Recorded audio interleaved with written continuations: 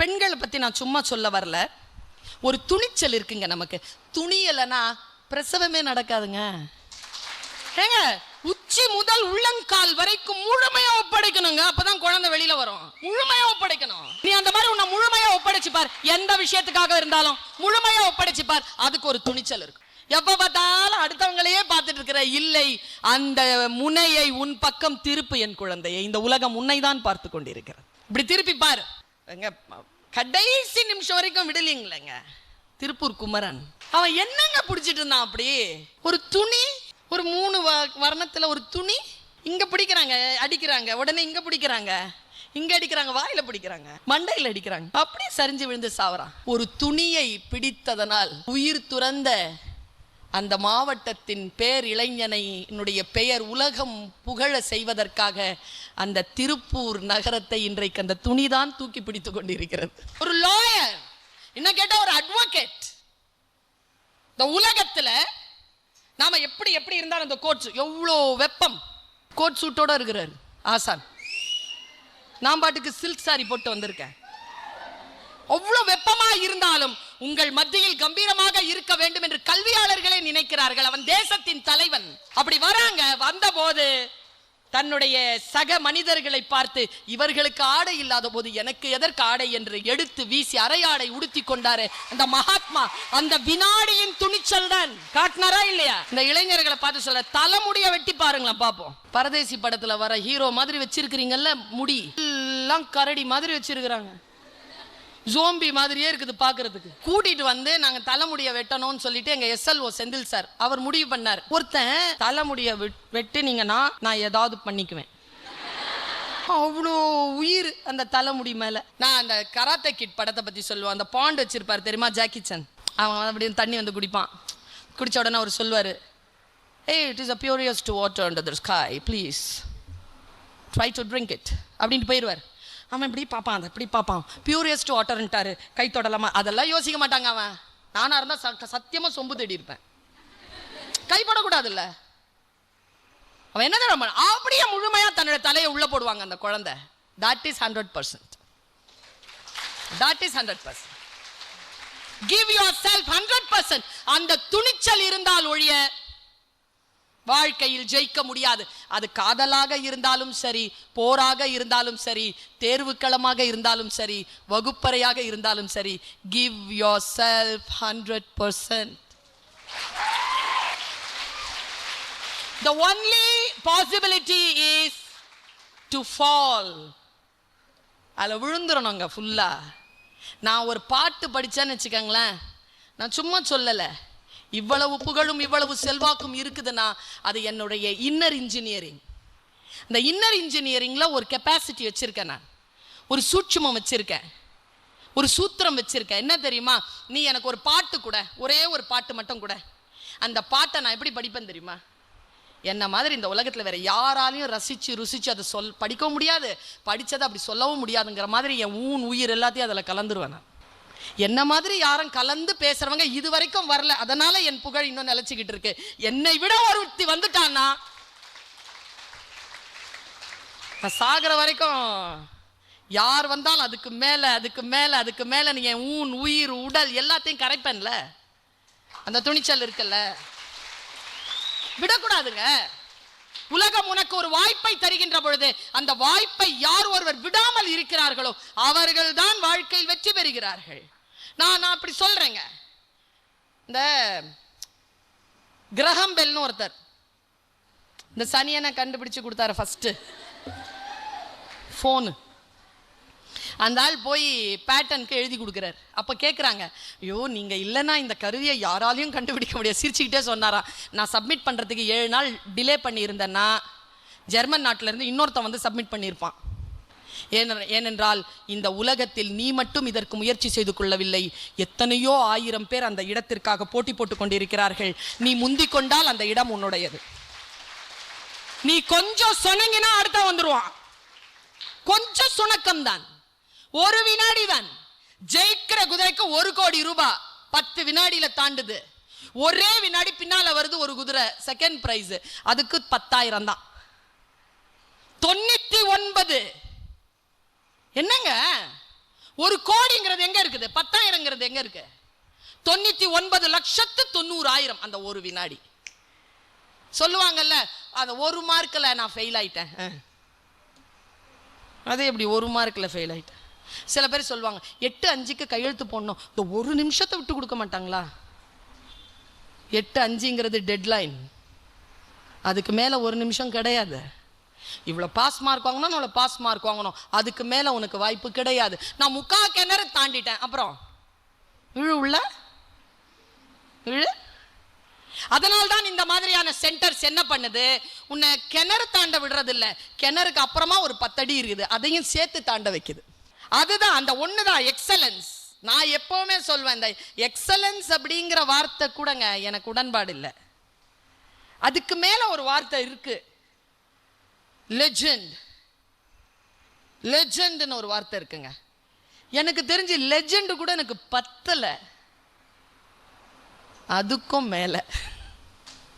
அதான் சொல்ல, எது யார் போனாலும் நீ என்ன பண்ணணும், அதுக்கும் ரொம்ப நுட்பமான ஒரு விஷயம் சொல்லவா? ரொம்ப துணிச்சலா உன்னுடைய உள்ளத்தை உருவாக்கி கொள்வதற்கு ரொம்ப நுட்பமான ஒரு வார்த்தையை சொல்றேன். ஃபர்ஸ்ட் வரணும் அப்படிங்கிற மனநோயிலிருந்து விடுபடு. ஃபர்ஸ்ட் வர வேண்டிய அவசியம் இல்லை. நீ உன்னுடைய வெஹிக்கிள் எடுத்துட்டு ரோட்ல இறங்கணும்னு வச்சுக்கைய, என்ன நீ பாடுபட்டாலும் உனக்கு முன்னால் ஒருத்தன் போயிட்டு தான் இருப்பான். அதான் லைஃப். உனக்கு முன்னால் ஒருத்தன் போய்கிட்டு தான் இருப்பான். ஃபர்ஸ்ட் போகணும்னா போயிடணும் மேல. ஃபர்ஸ்ட் எல்லாம் போக முடியாது, உனக்கு முன்னால எப்படியும் ஒருத்தன் இருந்துகிட்டு தான் இருக்கான். ஆனால் நான் எப்படி சொல்றேன்னா, எது உன்னை பெஸ்ட் ஆக்குமோ, எது எல்லோரையும் விட உன்னை சிறப்பாக்குமோ, அதை நோக்கிய பயணத்தில் நீ இரு. காலத்தை கணித்துக்கொள். நான் 100 கொஸ்டின் தரேன், 50 நிமிஷத்துல முடியுன்றாங்க. 100 கொஸ்டினையும் தப்பு இல்லாம உன்னால 30 நிமிஷத்துல முடிச்சிட முடியுதா? நீ அதுக்கும் மேல. அவ்வளவுதான். யாரையும் கம்பேர் பண்ணிக்காத.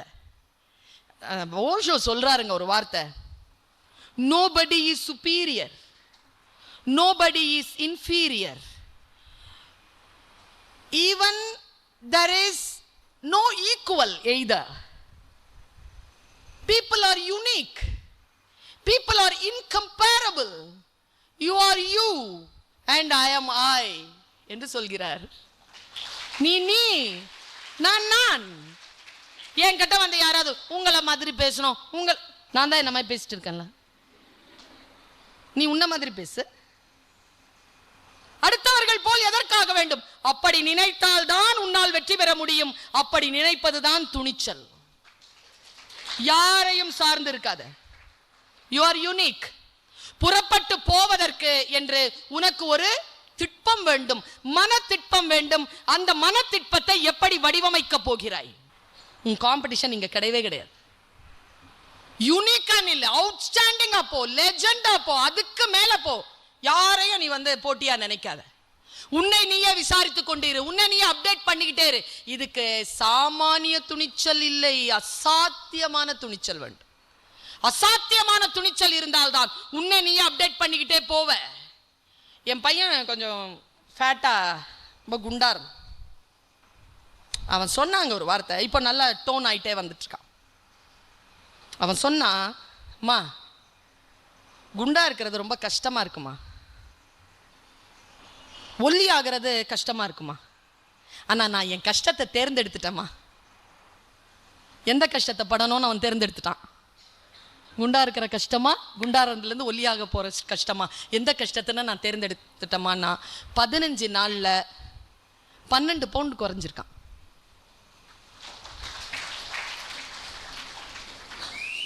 நம்மை நாமே வசீகரித்துக் கொண்டு அடுத்த கட்டத்திற்கு உயரக்கூடிய ஆற்றல்.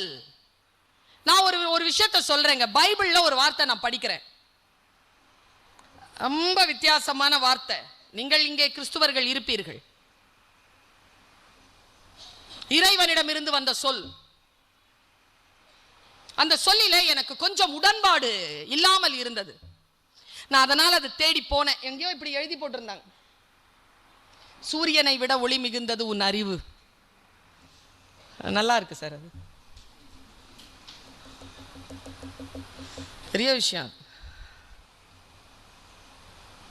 எனக்கு எங்கேயோ அது படிச்ச உடனே மனசுல உள்ளவனுக்கு தரப்படும், இல்லாதவனிடம் இருந்து இருப்பதும் எடுத்து கொள்ளப்படும். நான் திருப்பி சொல்றேன். உள்ளவனுக்கு தரப்படும், இல்லாதவனிடம் இருந்து இருப்பதும் எடுத்துக்கொள்ளப்படும். நியாயமா அது? உள்ளவனிடம் இருந்து எடுத்து, அதான நியாயம். அப்படித்தானே பாப்பா? ஆமாவா இல்லையா? என்ன படிச்சிருக்க நீ?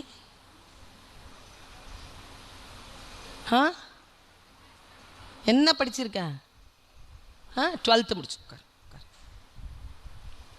உன்னை என்ன சொன்னாங்க 10th படிக்கும்போது? 10th மட்டும் முடிச்சிரும், வாழ்க்கை பட்டோலி வீசி பார்க்கும் தானே சொன்னாங்க. நம்பி படிச்சியா இல்லையா? +2ல என்ன சொன்னாங்க? இப்போ என்ன சொல்கிறாங்க? உனக்கு இருக்கு, உனக்கு இன்னும் இருக்கு. வாழ்க்கை என்பது காம்படிஷன் போய்கிட்டே இருக்கோங்க. நான் ஒரு விஷயம் சொல்லவா? ஜெயிக்கிறதுக்கான ரொம்ப நுட்பமான ஒரு விஷயத்தை சொல்றேன். யாரையும் ஜெயிக்கிறது இல்லை குழந்தைகளை, உன்னை நீயே ஜெயிச்சுக்கிட்டே போறது தான். உன்னுடைய ஒரு ப்ராக்ரஸ் காட்டிக்கிட்டே போறேன்னு வச்சுக்க. 10th ஸ்டாண்டர்ட்ல நான் 45 தான், 12th 60, BA 70, MA university rank. Progress, show progress. உன்னை நீயே ஜெயிச்சுட்டு போ. யாரையும் பார்த்துட்டு இவள மாதிரி வரணும், அவளை மாதிரி வரணும். எதுக்கு வரணும்? அவளை மாதிரி எதுக்கு வரணும்? அது ஒரு மனநோய். உன்னை எப்பவுமே யாரையும் எதையும் முறைச்சு பார்க்காத. முதல்ல எனர்ஜி போயிடும். See inward. உள்ளுக்குள் பார், உன்னை நீயே பார். உன் வெளிச்சம், உன் அறிவு சூரியனை விட பிரகாசமானது. இந்த 800 கோடி மக்களில் you are unique. உனக்கு ஒரு நோக்கம் இருக்கிறது. அந்த நோக்கத்தை நோக்கி போய்கிட்டே இரு. எனர்ஜி உன் கூட வந்துகிட்டே இருக்கும். நீ யாரையாவது வேடிக்கை பார்த்தனா எனர்ஜி அங்க போயிடும். யாரையும் வேடிக்கை பார்க்காத. என்ன கிடைக்குதோ அறுவடை பண்ணிட்டு போயிட்டே இரு. அறிவா எதுவோ கிடைக்கிறத அறுவடை பண்ணிட்டு போயிட்டே இரு. எங்கேயுமே ஸ்டாக்னேட் ஆகாத, நிக்காத. டெஸ்டினேஷன் அப்படின்னு ஒண்ணு கிடையாது, ஜேர்னி தான். ஜேர்னி அனுபவிச்சு போ. Destination will be so super, so super. அதை அனுபவிச்சுட்டு போறது இருக்குல்ல, பல பேர் அதை அனுபவிப்பதே இல்லை. நான் இதை உள்ள போய் படிச்சேன். இது என்னடா இது உள்ளவனுக்கு தரப்படும்ங்கிற நீ? அது பைபிள் அப்படி சொல்லாமா? இயேசு கிறிஸ்து ஒரு கதை சொல்றாருங்க. ஒரு ஆண்டவர் இருந்தார், ஒரு ஆண்டை, ஒரு முதலாளி இருந்தார். ஊருக்கு போகும்போது அவருடைய 3 சீடர்களை கூப்பிட்டு ஒருத்தங்கிட்ட 4 ரூபா கொடுத்தார், ஒருத்தங்கிட்ட 2 ரூபா கொடுத்தார், ஒருத்தங்கிட்ட அவர்கிட்ட அவ்வளோதான் இருந்துச்சு, பிரித்து கொடுத்துட்டார். ஏதோ இவனுக்கு 4 ரூபா கொடுத்தாரு, அவனுக்கு 2 ரூபா கொடுத்தாரு, அவனுக்கு 1 ரூபா கொடுத்தாரு. இங்கே பாரு, 3 மாசத்துல திரும்பி வருவேன், கணக்கு சொல்லிட்டு போயிட்டார். 3 மாசம் கழிச்சு திருப்பி வந்தார். இந்த 4 ரூபா கொடுத்துட்டு போனான்ல, நீ உன்னை அப்ளை பண்ணிக்கோ, இங்க கிடைக்கிற நாலேஜோட அப்ளை பண்ணிக்கோ. என்ன கிடைக்குதோ உனக்கு, இந்த நாலேஜ, இந்த வாய்ப்புகளை நான் சொல்ற கதையோட அப்ளை பண்ணு. நான் எப்பவுமே அப்படிதான், என்ன போட்டுருவேன் அதுக்குள்ள. 4 ரூபா கொடுத்தாங்கல்ல, அவன் 8 ரூபாய் ஆக்கி வச்சிருந்தான் பிசினஸ் பண்ணி. வந்த ஆண்டவர் பார்த்தார், ஹே, குறைவாகத்தானடா பணம் கொடுத்தேன், நீ அதை இரட்டிப்பாக்கி இருக்கிறாய், சகல விஷயங்களுக்கும் உன்னை நான் அதிகாரியாக்குகிறேன். 2வது ஆளை கூப்பிட்டாரு, நீ என்னப்பா பண்ண? சார் 4 பண்ண. ஓ, 2 நாளாக்கி இருக்க, உன்னிடத்திலும் குறைவாகத்தான் கொடுத்தேன், அதை இரட்டிப்பாக்கி தந்திருக்கிறாயே, சகல விஷயங்களுக்கும் உனக்கும் நான் உன்னையும் நான் அதிகாரியாக்குகிறேன். 3வது நம்மாள் வந்து நின்னா, என்னப்பா, என்ன எங்க, என்னது? 1 ரூபா கொடுத்தனடா. ஓ, அதுவா, இருங்க அப்படின்ட்டு போய் எங்கேயோ மறைச்சி வச்சிருந்துருக்கான். அது கொண்டு வந்து அப்படியே கொடுத்துட்டான். இந்தாங்க உங்க 1 ரூபா. என்னடா பண்ண? ஒன்றும் பண்ணலனா நீ வேற சொன்னியா போய் 3 மாசத்துல வருவேன், அப்புறமா கணக்கு கேட்பேன்னு. நான் அதை எங்கேயாவது கொடுத்து போட்டு அதை தொலைச்சி உன் கோபத்துக்கு எதுக்கு ஆளாவானே, இந்தா நீயே வச்சுக்கோ அப்படின்னு கொடுத்தான். அப்போதான் வந்தது இந்த வாக்குத்தத்தம். யாரிடம் உழைப்பும் நேர்மையும் உயர்வும் இருக்கிறதோ அந்த உள்ளவனுக்கு அது தரப்படும், இன்னும் இன்னும் அதிகமாக்கி தரப்படும். இவங்கிட்ட உன் சோம்பேறித்தனத்தை வைத்துக்கொண்டு என் மீது பழி சுமத்தி உன்னை நீயே காப்பாற்றி கொள்ள பார்க்கிறாயா, குடு அந்த பணத்தை என்று அந்த 1 ரூபாயையும் அவன் கையில் இருந்து அப்படியே பறித்து கொண்டார் இயேசு கிறிஸ்து. இப்பொழுது புரிகிறதா? உயர்வும் நேர்மையும் உழைப்பும் உன்னதமும் கொண்டு ஒன்றை இரட்டிப்பாக்குகின்றவர்களுக்கு உள்ளவனுக்கு இதெல்லாம் உள்ளவனுக்கு தரப்படும். இது எல்லாம் இல்லாமல் வெறும் வீம்பு வார்த்தைகள் சொல்லி சுற்றி கொண்டிருக்கின்றவர்களிடமிருந்து இருப்பதும் எடுத்துக்கொள்ளப்படும் என்று சொல்லுகிறது பைபிள். நான் சாதாரணமாகத்தான் வாசிக்கிறேன் இதையெல்லாம், ஆனால் உள்ளுக்குள் ஏதோ ஒன்று செய்கிறது. இந்த வயதில் நீங்கள் துணிச்சல் என்கின்ற பெயரில் ஐயா ஒரு வார்த்தை சொன்னார், அச்சமில்லை, அச்சமில்லாமல் இருப்பது. ஆசிரியர் நான் சொல்லுகிறேன், அச்சப்படுங்கள். எதற்கு அச்சப்பட வேண்டுமோ அதற்கு அச்சப்படுங்க. இப்போ ஒரு தண்ணி ரொம்ப ஓடிட்டு இருக்கு, நிறைய இருக்கு தண்ணி, சைலண்டா இருக்கு. ஒருத்தன் சொல்றான் மாப்பிள்ள வாடா குளிக்கலான்னு. கூட போனா 2 பேரும் சரி சர்ரா சர்றான்றாங்க. ஒருத்தன் மட்டும் சொல்றான் வேணாடா குளிக்க வேணாம், இன்னைக்கு வேணாம், நாளைக்கு குளிப்போம், இன்னைக்கு வேணாம். டேய் பயந்துட்டான்டா அப்படின்ட்டு 3 பேரும் குதிச்சானுங்க. வெள்ளம் அடிச்சுட்டு போயிடுச்சு. அது பயமற்ற நிலை அல்ல, புத்தியற்ற நிலை. இவன் சொன்னான்ல, அவன் அது பயந்த நிலை இல்லை, புத்தி உள்ள நிலை. இவனுக்கு நீந்த தெரியும், நீச்சல் தெரியும், அது ஆழமாக இருக்கிறது என்கின்ற அச்சத்துடன் அவன் நீச்சல் பக்கத்தில் போகவில்லை. அவர்கள் அந்த அறிவில்லாமல் இருந்தார்கள், உள்ளே போய் அடித்துக் கொள்ளப்பட்டார்கள். எதற்கு அஞ்ச வேண்டுமோ அதற்கு அஞ்ச வேண்டும். நான் உங்கள் அத்தனை பேருக்கும் சொல்கிறேன், ஒரு தேர்விலே ஜெயிக்க வேண்டும் என்றால் உன் பலவீனத்தை முதலில் கண்டுபிடி.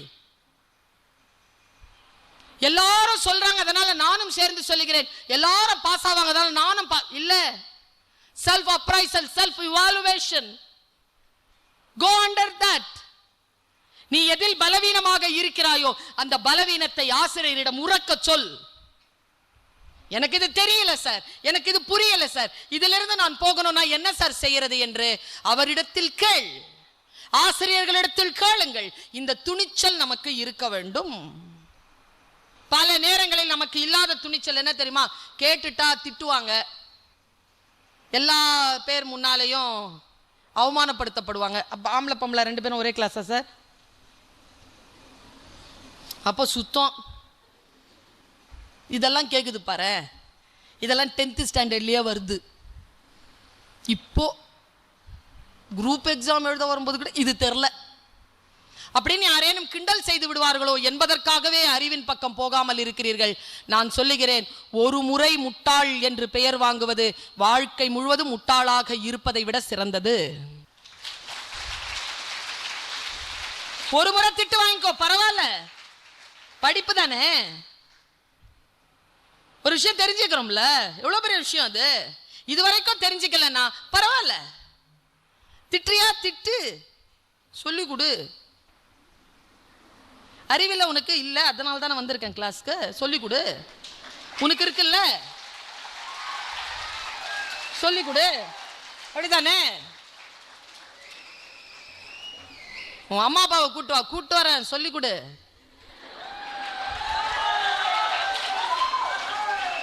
உன்னை எக்ஸாம் எழுதவே விட மாட்டேன், விடாத, சொல்லி கொடு. நீ ஃபெயிலா போறேன், சொல்லி கொடு. சொல்றதுக்கு தான் வந்திருக்கிறேன், கற்றுக்கொள். இந்த துணிச்சல் இருக்க வேண்டும். நான் இன்னொரு விஷயம் சொல்லவா? புத்தகத்தை வாசிப்பதற்கு என் பிள்ளைகளை துணிச்சல் இருக்கணும். துணிச்சல் இல்லைன்னா புக்கை வாசிக்கவே முடியாது, புக்கு ஜெயிச்சிரும். திறந்த உடனே சொல்லும், அது படிச்சிருவியா